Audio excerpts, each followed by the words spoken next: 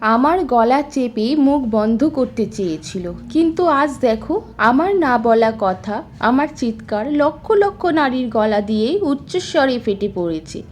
এক নারী আমায় সর্বনাশের দিকে ঠেলে দিয়েছিল, কিন্তু লক্ষ লক্ষ নারী আমার জন্য প্রতিবাদ করছে।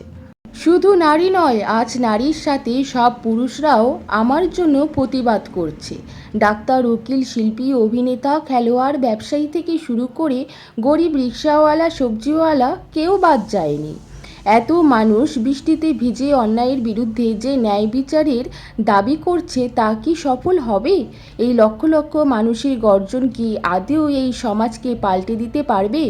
নাকি সময়ের স্রোতে সবাই ক্লান্ত শরীরে নীরব হয়ে যাবে?